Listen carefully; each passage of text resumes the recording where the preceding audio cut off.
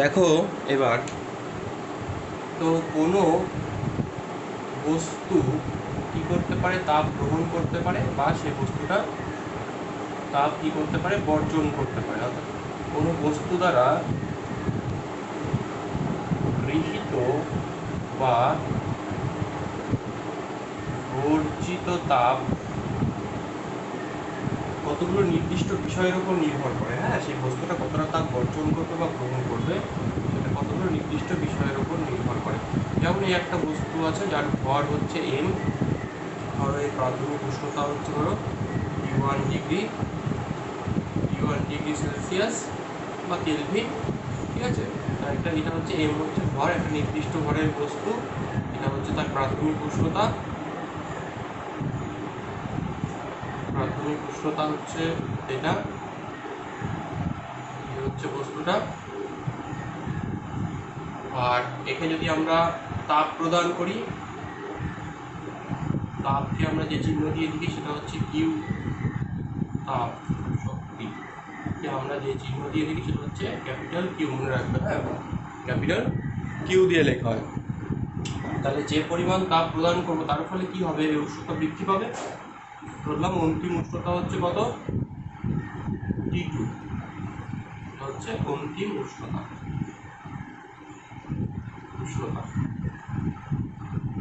অর্থাৎ উষ্ণতার পরিবর্তন কত হলো, উষ্ণতার পরিবর্তন সমান হচ্ছে T2 মাইনাস T1। অর্থাৎ এটাকে আমরা ডেল্টা, মানে পরিবর্তনটাকে ডেল্টা চিহ্ন দিয়ে অনেক সময় বোঝাই, এতটা পরিমাণ পরিবর্তন। তাহলে এতটা পরিমাণ তাপ শক্তি আমি প্রদান করলাম, এটাও সেই ডেল্টা চিহ্ন, মানে হচ্ছে কতটা পরিমাণ, আগে থেকে তো তাপ ছিল এর মধ্যে কিছুটা, অতিরিক্ত এতটা পরিমাণ তাপ শক্তি প্রদান করা হলো, তাহলে সেই বস্তুটার উষ্ণতা অবশ্যই বৃদ্ধি পায়। আমরা জানি তাপ দিলে উষ্ণতা বৃদ্ধি পায়, তাপ যদি বর্জন করে নেওয়া হয় তাহলে উষ্ণতা কমে যাবে। তাহলে কোনো বস্তু দ্বারা গৃহীত বা বর্জিত তাপ কতগুলো বিষয়ের উপর নির্ভর করবে, অর্থাৎ কতটা তাপ দিলে কতটা পরিমাণ উষ্ণতা বৃদ্ধি পাবে সেটা কতগুলো বিষয়ের উপর নির্ভর করে। কোনো বস্তু দ্বারা গৃহীত বা বর্জিত তাপ যে যে বিষয়গুলোর উপর নির্ভর করে সেগুলো আমাদের একটু জানাটা খুব দরকার, যে বিষয়ের উপর নির্ভরশীল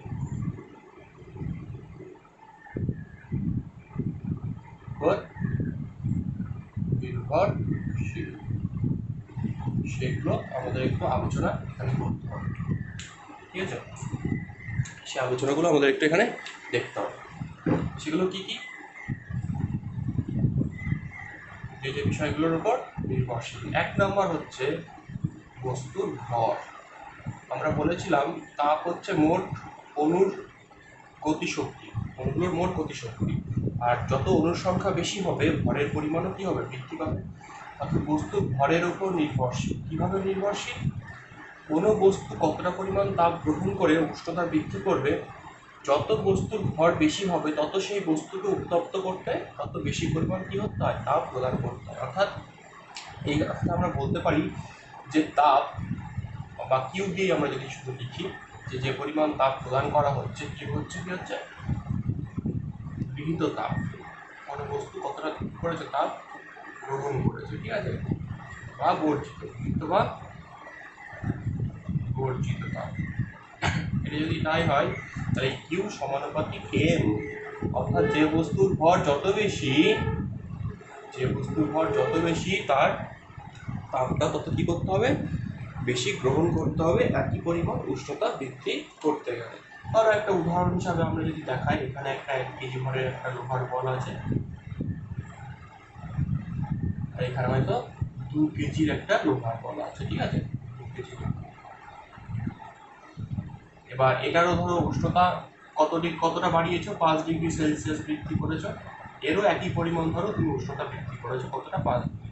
তাই দুটোরই উষ্ণতা একই পরিমাণ বৃদ্ধি করছো, কিন্তু যেহেতু এর ভর বেশি তাই এতে হয়তো বেশি পরিমাণ তাপ তোমাকে প্রদান করতে হবে। যদি এখানে ধরো 10 জুল তাপ দিতে হয়, জুল তো তাপের একক আমরা জানি, তাহলে এখানে হয়তো যেহেতু ভর বেশি তাই কতটা পরিমাণ তাপ প্রদান করতে হবে, ডাবল দিতে হবে, অর্থাৎ 20 জুল তাপ এখানে হয়তো প্রদান করতে হবে। তাহলে বুঝতে পারছো, যত ভর বেশি হবে তত বেশি তাপ তার প্রয়োজন একই পরিমাণ উষ্ণতা বৃদ্ধি করতে একই ভরে একই ধরনের দুটো বস্তু, ঠিক আছে। তাহলে এটা হচ্ছে প্রথম পয়েন্ট, বস্তুর ভরের উপর নির্ভরশীল।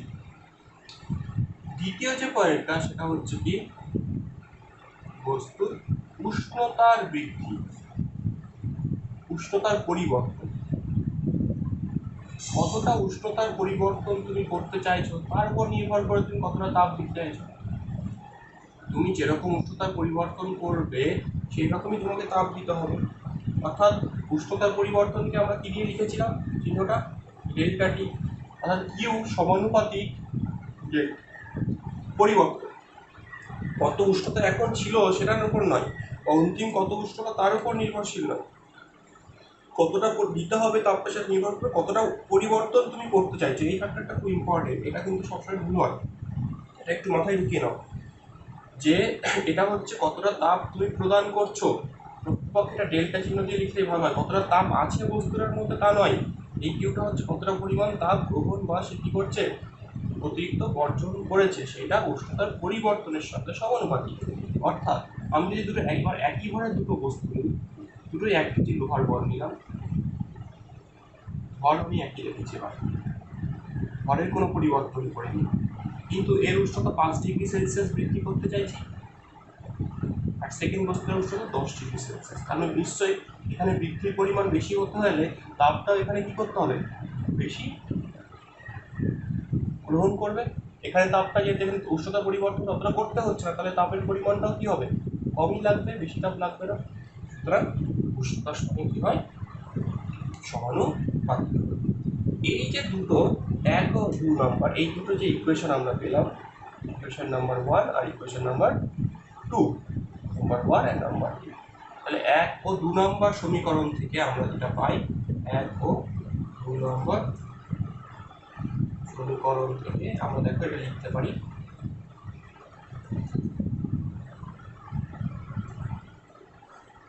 কিউ সমানুপাতিক এন ইন্টু ডেল্টা টি। ডান দিকটা আমি ভুল করে দিতে পারি, বা দিকটা একই রয়েছে।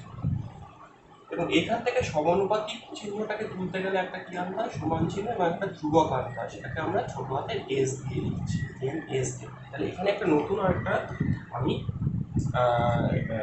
পেলাম তোমার ধ্রুবক পেলাম, এস হচ্ছে তার মানে কি এখানে এস হচ্ছে এস বা অনেক সময় ছোট হাতে সি দিয়েও লেখা হয় সমানুপাতিক, এটা কি বলা হয় সমানুপাতিক ধ্রুবক। এবং এই ধ্রুবকটা একটা নির্দিষ্ট নাম আছে খুব ইম্পর্টেন্ট, যেটা হচ্ছে পদার্থের আপেক্ষিক তাপ। কি বলা হয় পদার্থের আপেক্ষিক তাপ। তাহলে এই ধ্রুবকটার একটা ইম্পর্টেন্ট নাম, সেটা হচ্ছে কি পদার্থের আপেক্ষিক তাপ, এটা মাথায় রাখবে। হ্যাঁ, পদার্থের আপেক্ষিক তাপ। এই পদার্থের আপেক্ষিক তাপটাই হচ্ছে কি এই এসটা, যা কিসের উপর নির্ভর করে, যা পদার্থের প্রকৃতিকে নির্দেশ করে, শুধুমাত্র পদার্থের প্রকৃতির ওপর নির্ভর করে, ভরের ওপর না, উষ্ণতার ওপর। কী ধরনের পদার্থটা রয়েছে, যে কোনো বস্তু দ্বারা গৃহীত বা বর্জ্য তাপ যে যে বিষয়গুলোর ওপর নির্ভরশীল, তার মধ্যে প্রথম পয়েন্ট হচ্ছে বস্তুর ভর, 2 নম্বর হচ্ছে বস্তুর উষ্ণতা কতটা পরিবর্তন করছে, আর 3 নাম্বার যে পয়েন্টটা সেটা হচ্ছে কিসের উপর নির্ভর করে পদার্থের প্রকৃতির ওপর, পদার্থের প্রকৃতির ওপর। আর প্রকৃতিটাকে আমরা এখানে যে চিহ্নটা দিয়ে নির্দেশ করি সেটা হচ্ছে কি এস, যেটাকে আমরা কি বলি পদার্থের তাপের ভাষায়, সেটাকে কি বলা হয় পদার্থের বলো, তাকে কি বলা হয় পদার্থের আপেক্ষিক তাপ। অর্থাৎ এখানে কি বোঝাচ্ছে, ধরো দুটো ভরের বস্তু আছে, একই ভরের দুটো বস্তু আছে, কিন্তু একটা লোহার বল একটা তামার বল, ঠিক আছে, এটা লোহা আর এটা হচ্ছে হয়তো তামা। তাহলে পদার্থ পরিবর্তন করে দিয়েছো, ভর দুটোরই একই আছে, এটাও 1 কেজি নিয়েছো, এটাও 1 কেজি নিয়েছো, এরও উষ্ণতার পরিবর্তন ধরো 5 ডিগ্রি সেলসিয়াস করেছো, এরও উষ্ণতার পরিবর্তন 5 ডিগ্রি সেলসিয়াস করেছো, কিন্তু যেহেতু এটা লোহার বল আর এটা যেহেতু তামার বল, তাই এক্ষেত্রে হয়তো যদি তোমার দেখতে পাওয়া যায় এখানে যদি তোমাকে হয়তো 15 জুল তাপ দিতে হয়, তাহলে হয়তো তামার ক্ষেত্রে সেটা কত দিতে হচ্ছে, হয়তো 6 জুল তাপ দিতে হচ্ছে। ঠিক আছে, তার মানে একই ভর আছে, একই উষ্ণতা পরিবর্তন করছো, কিন্তু যেহেতু পদার্থটা পরিবর্তন হয়ে গেছে, তাহলে গৃহীত বা বর্জিত তাপের পরিমাণটাও কি হচ্ছে পরিবর্তন হয়ে যাবে। অর্থাৎ কোনো বস্তু দ্বারা গৃহীত বা বর্জিত তাপ এই 3টে বিষয়ের উপর নির্ভর করে, একটা হচ্ছে বস্তুর ভর, উষ্ণতার পরিবর্তন ও পদার্থের প্রকৃতি। তাহলে এখান থেকে আমরা একটা খুব ইম্পর্টেন্ট সমীকরণ পেলাম, সেই সমীকরণটা হচ্ছে কি ইউ ইজ ইকুয়ালস টু, খুব ইম্পর্টেন্ট, এটা খুব কাজে লাগবে অঙ্ক করতে গিয়ে, একদম মাথায় ঢুকিয়ে দাও। এম এস ডেল্টা টি, যেখানে এম হচ্ছে বস্তুর ভর, এস হচ্ছে পদার্থের আপেক্ষিক তাপ, আর ডেল্টা টি বা টি, শুধু টি দিয়েও অনেক করে লেখা আছে, ঘাবড়ানো, টি মানে হচ্ছে উষ্ণতার পরিবর্তন। উষ্ণতা নয়, বলে দিল 25°C ছিল, সেখান থেকে 35 হলো, তাহলে পরিবর্তনটা কত হলো? 35 বিয়োগ 25, 10। শুধু 25 নয়, অন্তিম প্রাথমিক উষ্ণতাও নয়, অন্তিম উষ্ণতাও নয়, এটি উষ্ণতার পরিবর্তন। তার উপর নির্ভর করবে সেই বস্তুটা কতটা তাপ গ্রহণ করবে বা কতটা তাপ সে কী করবে, বর্জন করবে। ঠিক আছে, এগুলো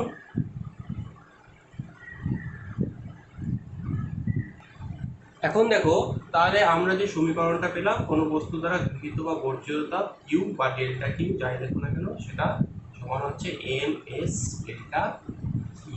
এই সমীকরণটা আমরা পেয়েছি, যেখানে আমরা প্রত্যেকটা টার্ম আমরা জানি, কিউ হচ্ছে গৃহীত বা, এটা তো আমরা কি নামে চিনি, গৃহীত বা বর্জিত, বস্তু দ্বারা গৃহীত বা বর্জিত তাপ, এম হচ্ছে কি বস্তুর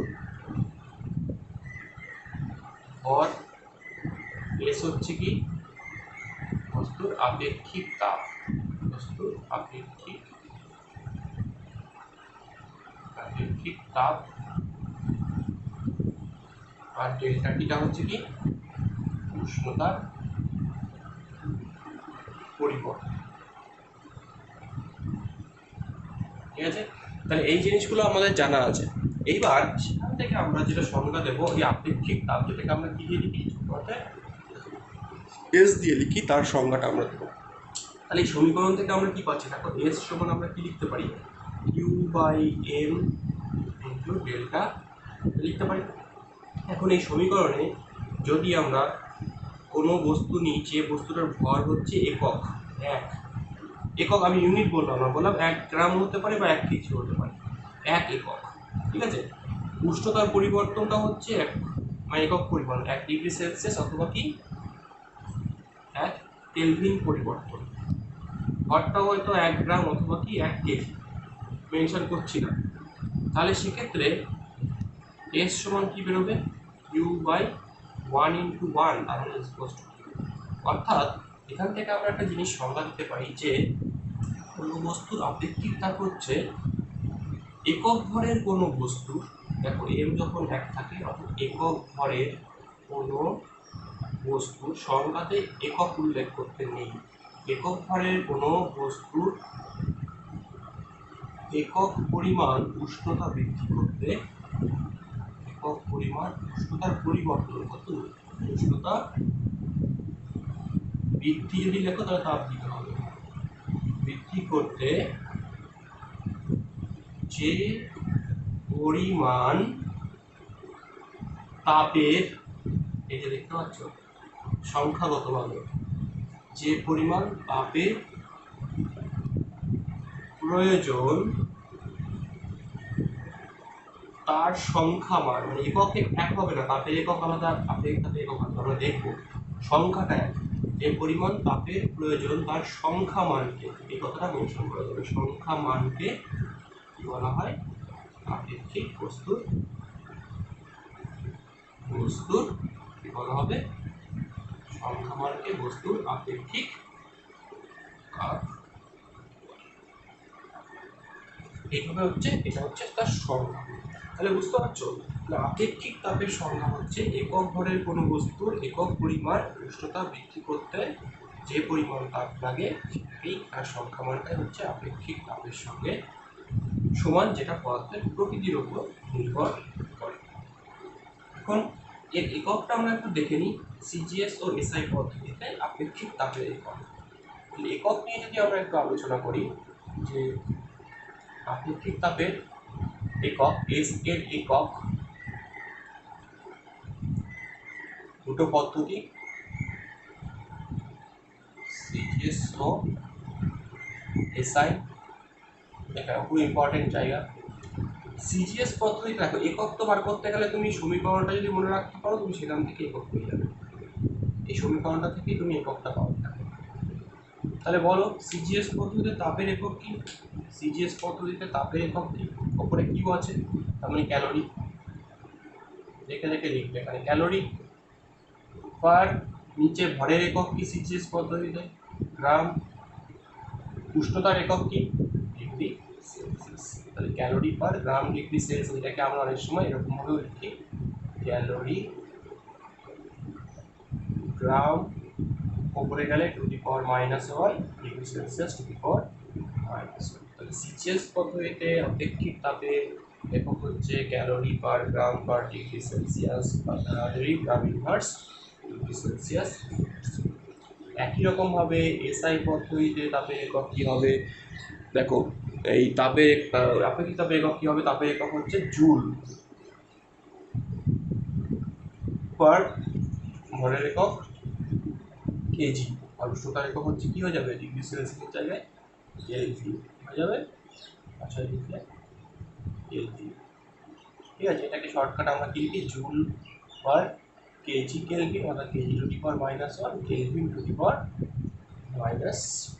তাহলে এইটা হচ্ছে আপেক্ষিক তাপের সিজিএস ও এসআই একক। এই কথাটার মানে ক্যালোরি পার গ্রাম পার, ধরো কোনো দেওয়া আছে বা ধরো কোনো বস্তু, ধরো ধরো ধরো দেওয়া আছে তোমার কাছে যে তামার বা এনি যে কোনো সাবস্টেন্স, ঠিক আছে, যে কোনো সাবস্টেন্স তার তোমার আপেক্ষিক তাপ হয়তো দেওয়া আছে। ধরো যেমন ধরো জলের আপেক্ষিক তাপ হচ্ছে সিজিএস পদ্ধতিতে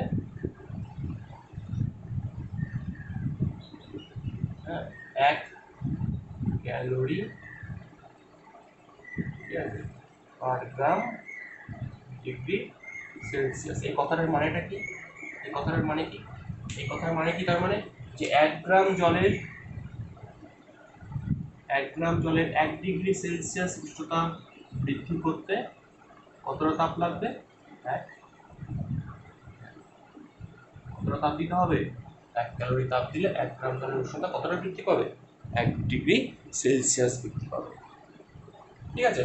এই তাপেরই জলেরই কিন্তু আবার এসআই এককটা কিন্তু এসআই একক হচ্ছে জুল পার কেজি কেলভিন, এবং জলের আপেক্ষিক তাপ এসআই পদ্ধতিতে কত, জলের আপেক্ষিক তাপ এসআই পদ্ধতিতে এসআইতে সিজিএসআই এসআইতে জলের আপেক্ষিক তাপ হচ্ছে 4200 একক তো কি জুল পার কেজি কেলভিন। তাহলে এই কথাটার মানেটা কি বল বলো, দেখে দেখে বলো কীভাবে লিখবে। 1 কেজি জলে কতটা জল নেবো, সঙ্গে সঙ্গে জলের পরিমাণটা এসআই পদ্ধতিতে 1 কেজি জলের উষ্ণতা কতটা পরিবর্তন করবো, 1 কেলভিন উষ্ণতা বৃদ্ধি করতে গেলে কতটা তাপ লাগবে, তাপের প্রয়োজন 4000 কত জুল, 200 শুধু জুল লিখবে তাপের ক্ষেত্রে, জুল তাপ প্রয়োজন। তাহলে এক একটা বস্তুর ক্ষেত্রে বস্তু যদি পরিবর্তন হয় আপেক্ষিক তাপেরও কি হয়ে যাবে, পরিবর্তন হয়ে যাবে। বস্তু পরিবর্তন হলে আপেক্ষিক তাপও কি হবে, পরিবর্তন হবে। বস্তু পরিবর্তন হলে আপেক্ষিক তাপেরও পরিবর্তন হবে, অর্থাৎ শুধুমাত্র বস্তুর উপর নির্ভর করে আপেক্ষিক তাপ, ঠিক আছে। এইখানে এই জিনিসটা তোমাদের কিন্তু জানার বিষয়। দেখো তাহলে দুটো একক তো আমরা পেলাম আপেক্ষিক তাপের, এবার এই দুটো এককের মধ্যে কি সম্পর্ক, আপেক্ষিক তাপের সিজিএস ও এসআই এককের মধ্যে সম্পর্ক দেখি আমরা। তাপের এককের মধ্যে যেমন সম্পর্ক আছে তেমনি আপেক্ষিক তাপেরও সিজিএস ও এসআই এককের মধ্যে সম্পর্ক আছে। তাহলে বলো, দেখো সিজিএস পদ্ধতিতে এককটা কি আছে, 1 ক্যালোরি পার গ্রাম ডিগ্রি সেলসিয়াস, এর সঙ্গে এসআই এককের কি সম্পর্ক। তাহলে আমরা এখান থেকে এইভাবে লিখতে পারি জিনিসটাকে যে 1 ক্যালোরি পার 1 গ্রাম 1 ডিগ্রি সেলসিয়াস। এবার দেখো ক্যালোরি মানে 1 ক্যালোরি মানে কত জুল, আমরা আগে পেয়েছি, আগের পার্টে পেয়েছি যে 1 ক্যালোরি মানে হচ্ছে 4.2 জুল বা 4.18 জুল। তাহলে আমরা লিখতে পারি 1 ক্যালোরি ইকুয়ালস টু 4.2 জুল। আর 1 গ্রাম মানে কত কেজি, 1000 কেজি না, 1 গ্রাম মানে হচ্ছে 1000, 1 কেজি মানে 1000 গ্রাম। তাহলে আর 1 ডিগ্রি সেলসিয়াস পরিবর্তন মানেই হচ্ছে কি বলেছিলাম 1 কেলভিন পরিবর্তন, সুতরাং ওটার কোনো পরিবর্তন অসুবিধা নেই। যাই কি লিখতে পারো, জাস্ট কেলভিনটা বসিয়ে দিতে পারো। এসআই করছে, তাহলে উপরে নিয়ে গেলে 1000টা দেখো কত হচ্ছে 4200 জুল আর কেজি। তাহলে বোঝা গেল যে 1 calorie per gram per degree Celsius equals to 4200। এটা সমান, এটাই মানে হচ্ছে কি ইকুয়ালস টু কি হচ্ছে 1 ক্যালোরি পার, এটাই হচ্ছে তাহলে কি 1 ক্যালোরি পার গ্রাম ডিগ্রি সেলসিয়াস। ঠিক আছে, তাহলে এই হচ্ছে এই আপেক্ষিক তাপের সিজিএস ও মতলব এসআই এককের মধ্যে সম্পর্ক। অর্থাৎ যে কোনো ধরো তোমাকে দেওয়া আছে তামার আপেক্ষিক তাপ, ঠিক আছে, কোনো দেওয়া আছে একটা তামার খণ্ড, তামার আপেক্ষিক তাপ বলে দেওয়া আছে 0.09 ক্যালোরি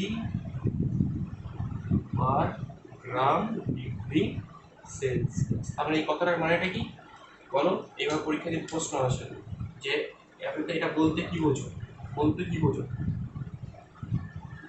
এটা বলতে কি বোঝায়? তার মানে 1 গ্রাম তামার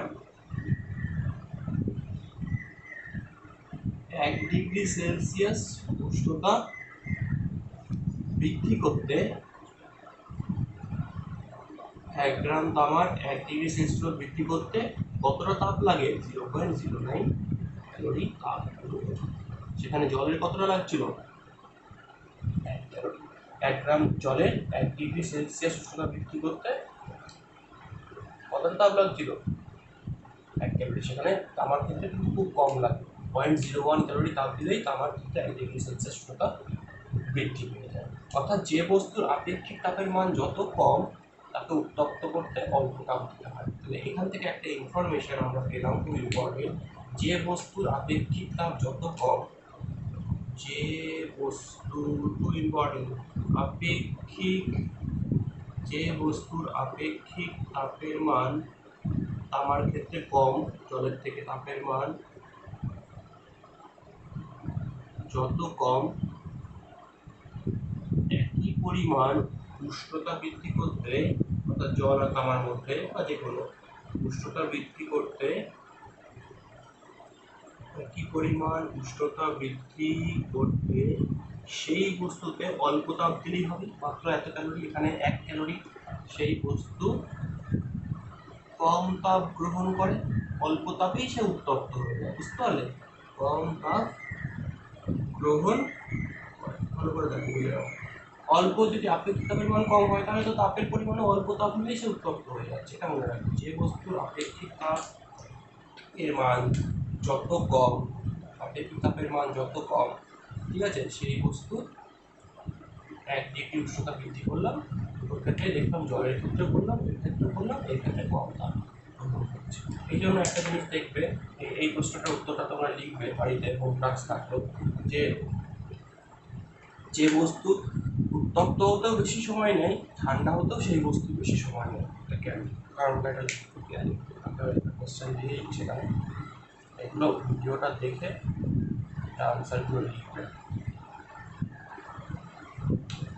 কিছু কোশ্চেন, যে বস্তু উত্তপ্ত হতে বেশি সময় নেয়,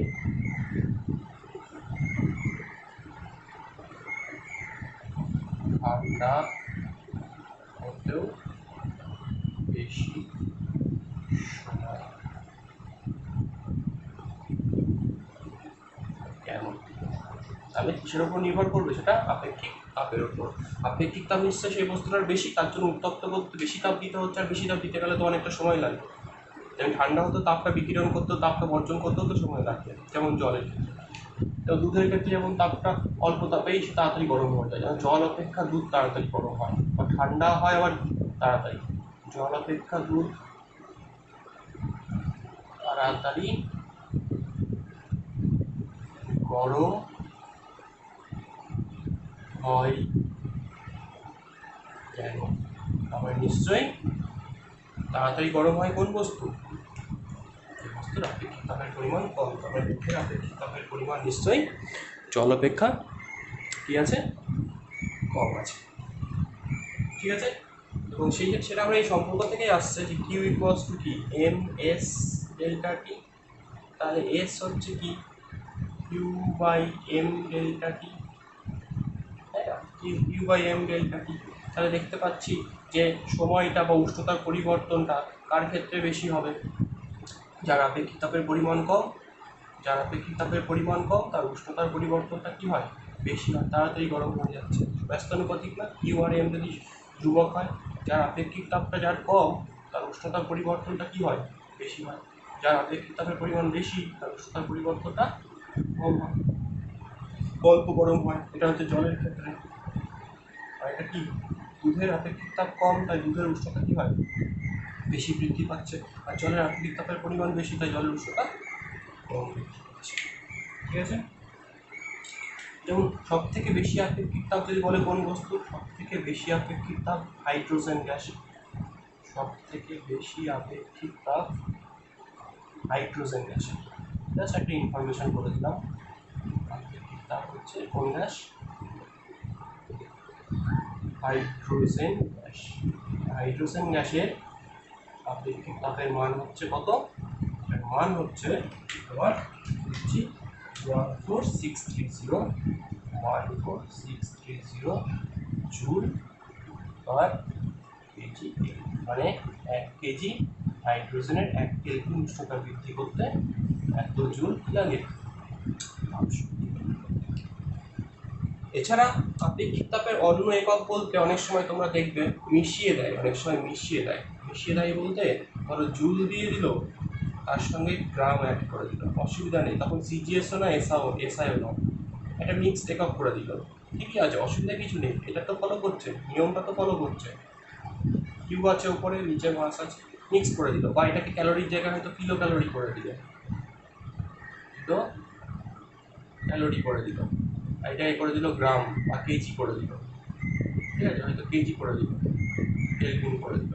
সো মোট কথা তোমার উপরে তাপ রয়েছে, নিচে ঘর আছে, উষ্ণতার পরিবর্তনের একক যদি থাকে তাহলে সবটাই, এগুলো সবই আপেক্ষিক তাপের একক। এটাও আপেক্ষিক তাপের, এটা এসআই একক, এটা একদম পিওর এসআই একক, এটা হচ্ছে কি পিওর সিজিএস একক, আর এগুলো অন্যান্য একক, এগুলো মিক্স করা আছে। ঘাবড়ানোর কিছু নেই স্যার, এটা সিজিএস না এসআই কোনোটাই নয়, এটা মিক্স করে দিয়েছে, অসুবিধা কী আছে। 1 গ্রামের ক্ষেত্রে তো বেশি তাপ উৎপন্ন হচ্ছে, হয়তো বলে এটা গ্রামে রেখেছে আর তাপের পরিমাণটা এসআই রেখেছে।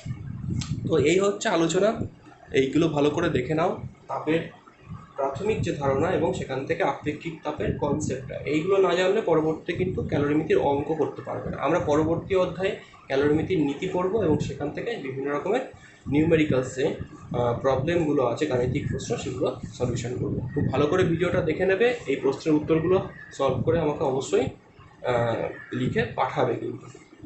ওকে।